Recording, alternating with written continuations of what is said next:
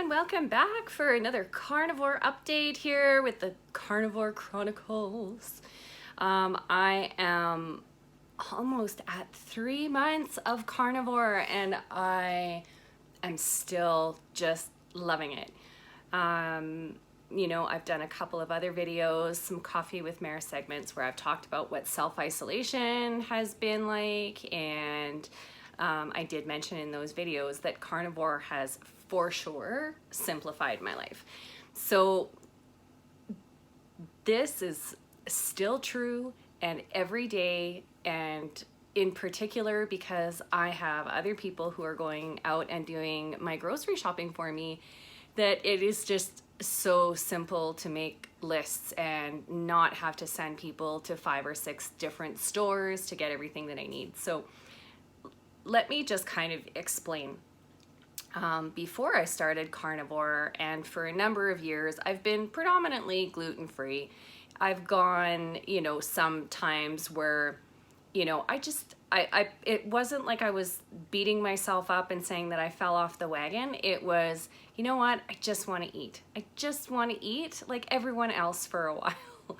And unless you've been on a really restrictive food plan for a long time, you might not understand what I mean by that, because people that have never had to do these kinds of special eating plans, they've often said, well, if you know that it hurts you, or that it could potentially cause some issues with my GI tract or with my irritable bowel syndrome, or contribute to inflammation in my body, they're like, well, why would you eat it? And I'm of the point of view that you still need to live.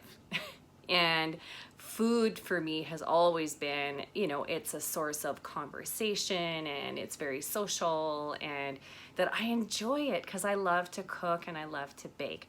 So anytime you kind of have to restrict the number of ingredients that you have to play with, it can get a little bit tiresome.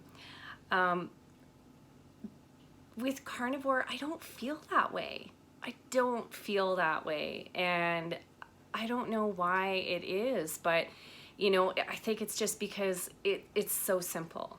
Before, I would have to go to, 5 or 6 different stores every month to get the special kind of flour that I needed, and I needed to make sure that I'd be buying almond milk and coconut milk in Tetra packs from Costco so that I wouldn't run out, and it was the most cost-effective way to buy that because it costs more if you buy them per individual liter Tetra pack. And also just, the amount of ingredients that I would keep on hand just for making pancakes, because I was using my own blend that I had developed of corn flour, cornstarch, tapioca starch, coconut flour, sometimes amaranth flour. I would use coconut sugar or coconut sap sweetener, and then just some baking powder and some pink salt. But it took me years to develop recipes, and that I've had a blog that's been up for 10 years, probably, if, it's getting pretty close to 10 years, and it's called Wheatless. And I developed a whole bunch of recipes, and it was really a labor of love, but I had to teach myself how to bake all over again with ingredients that nobody had really put together before. And I can say that with a great degree of certainty because of the amount of money I invested in cookbooks that are gluten-free or that are for irritable bowel syndrome. And because of my specific food intolerances, I couldn't use any of those recipes. So the cookbooks were very informative, and thankfully I've always been a baker, and that really served me well, because when it came to converting recipes and trying different types of flour, that at least gave me a head start. I wasn't starting from scratch, but I couldn't buy a cookbook. And I still have the goal of publishing my cookbook, just so that I can help some other people because I still believe that, you know, carnivore is working for me, but that doesn't mean that it's going to work for everybody. And there are a lot of people there who have severe intolerances to different kinds of grains, as well as different vegetables and fruits and different kinds of sugar. And so if what I've developed can help people at all, that would just make my day, and it would all be worth it. The years of research and all of the failed recipes that I had, as well as the great successes, yeah, it would all be worth it. So I just love to help people. So it's not like I'm going to say, oh, I'm carnivore, and so I'm just going to chuck, you know, 9 years of research and recipe development out the window and let it go. No, I'm not going to do that. But yeah, back to the simplicity. I don't have to send people to Superstore, Bulk Barn, Walmart, Costco, and, you know, whatever other little specialty shop that I might have to go to occasionally. I can just say, okay, you know what? Most of what we need, we can get, you know, the fruits and veggies that my daughter likes at Costco. We can get lots of meat for a great price at Costco. I can get milk for her, heavy whipped cream for me, as well as eggs and bacon, and all of that at a much better price than if I was just sending someone to a regular grocery store. So, and it's funny, I mean, I'm surrounded by grocery stores where I live, but I tend to still buy most of what I need at Costco. So that's kind of diving in a little bit more into what I mean by carnivore is so simple. It's meat. Eat meat. Cook meat. Eat meat. Wake up in the morning, decide if I'm hungry. If I'm not hungry, I wait. And when I'm hungry, I eat meat or I eat eggs. I might have a little tiny bit of cheese in there. I'm still really monitoring the amount of dairy that I'm having. I did actually bring some sour cream into the house on the last grocery trip that my sister went and got a couple things for us. Just to kind of see, I mean, it is fairly high in, well, I'm not going to say it's high in carbohydrates. It's really not. A full fat sour cream per 2 tablespoons probably has 2 grams of carbohydrates. And if you talk about people who are low carb or zero carb or just carnivore, where they are eating everything that comes from animals, including dairy, most people are trying to aim for under 10 grams of carbohydrates a day. And I very much, that's the one thing that I am being quite strict about, because I don't want to come out of ketosis. So I am very careful with how much carbohydrates I'm having with any of the dairy that I'm eating. Most of the dairy that I eat, though, is butter. Oh, butter is so good. Butter is so good. And I've kind of switched things up a little bit with my coffee. By now, if you've ever heard of bulletproof coffee, the gentleman who developed it, he really believes butter and an MCT oil is really great. Personally, I just go for butter because I'm not eating any other plant-based oils anymore.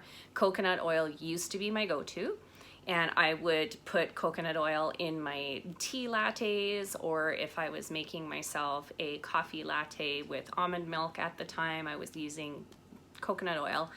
But now I've just switched over to unsalted butter, and I probably put about a tablespoon of butter in my coffee, and then I'm not going to say that I alternate every day between butter and heavy whipped cream. There's definitely more coffee with butter days than there are coffee with heavy whipped cream, but I also do watch my coffee intake.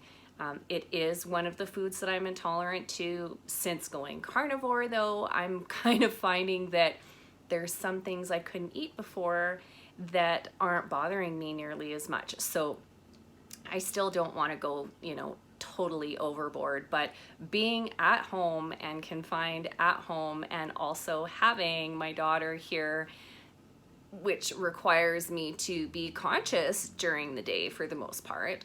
And I'll explain that in a second. Coffee is helping. I have mentioned in previous videos that since the last few months were very, very low caffeine or almost no caffeine, and then I started having a little bit of coffee again when I started doing carnivore to see how I could tolerate it, that coffee does actually keep me awake now. And I am mindful of when I'm having my coffee, and I try not to have it too many consecutive days in a row. And I'm still, you know, it's probably 1 cup of coffee that I'm having, maybe 2 cups of coffee in a day, maybe.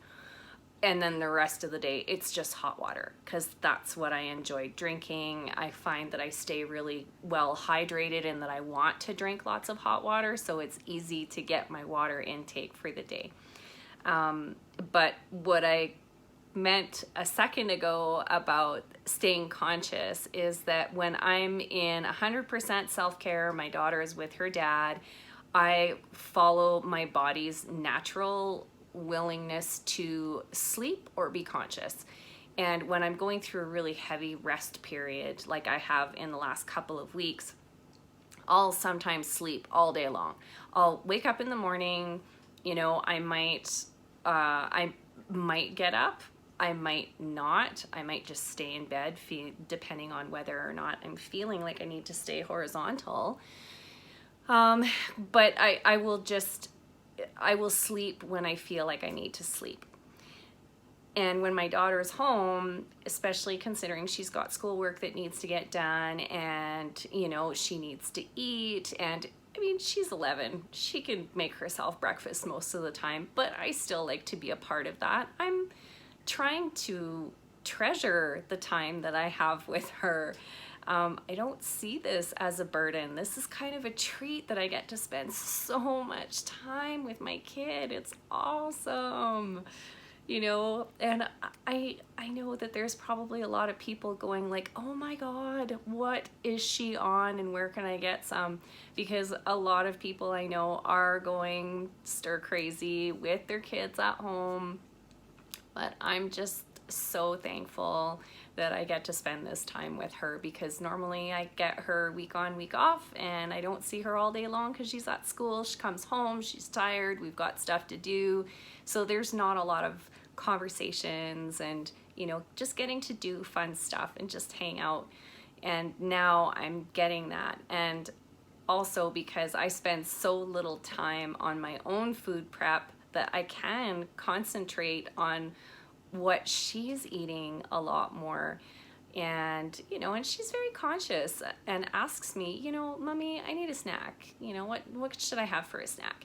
And I'm trying to give her ideas and then have her choose. But, you know, I enjoy making homemade hummus for her, and, you know, that's a good healthy snack.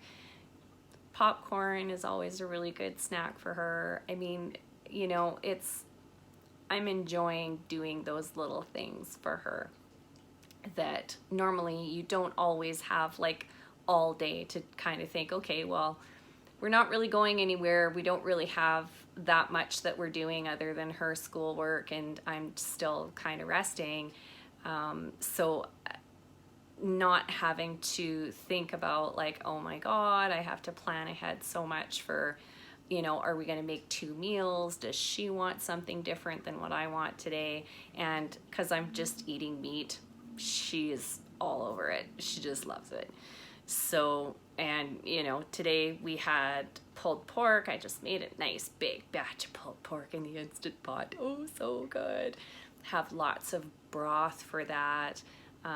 That we're going to then use to make like a vermicelli noodle soup for her, and that I'm also going to use some of that pulled pork to make a pork pate, because I have experimented with that in the last couple of weeks, where I took some ground pork and seasoned it up and ground it all up, let it set in the fridge, and have been eating that with pork rinds. And just a quick word on pork rinds with pork pate.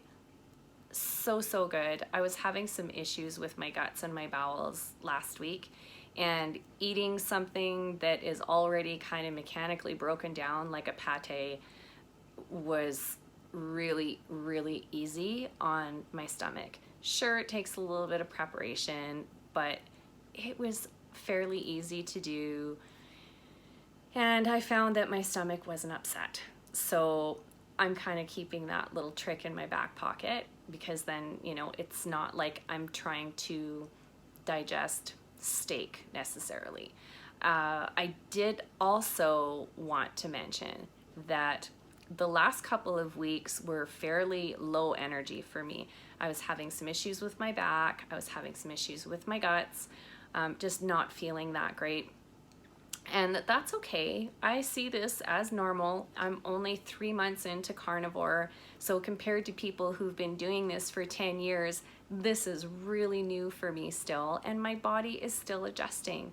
But I also feel, instead of the dead, tired crash naps that I used to have, where my body was just kind of giving up and saying, girl, go lie down or else we're gonna fall down. Right here, you're gonna sleep on the floor if that's what's necessary.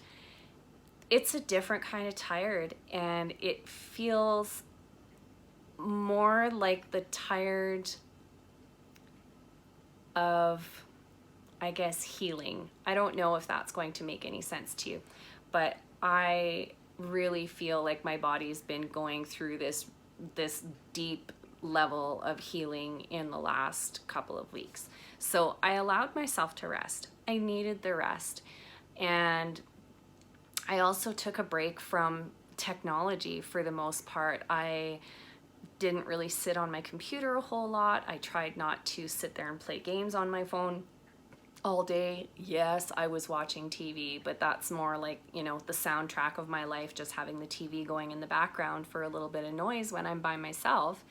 But it was so good to just take a break and not be on social media and not be looking at, you know, the negativity that's out there and the sadness, and focused on talking to people that I know and having conversations. And I have been knitting my ass off. So, and how that relates back to carnivore is that knitting is, I know some people that they can sit there, they can watch TV and they can knit. I can listen to the TV, but I have to still look at what I'm doing. And I'm still always counting in my head, especially if it's something that alternates a lot between a knit and a purl stitch. But for the last year, maybe even more, I haven't had the focus and concentration to knit, even to just knit or crochet. So it's been so nice to have the urge to do that. And I've knit a pile of dishcloths. Some are for us, some are for some friends and family, and that I'm going to continue doing that because I find that it passes the time really well, and it's helping to strengthen my hands a little bit.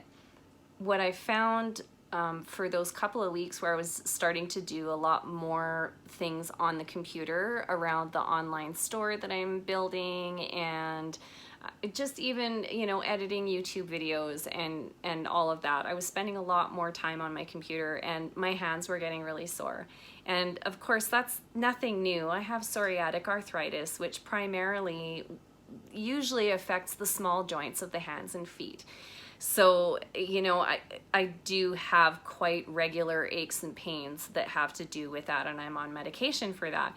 But I was finding that I was getting sore hands, and by the end of the day, I'm just like, oh, I just don't want to do anything because my hands feel like little sausages.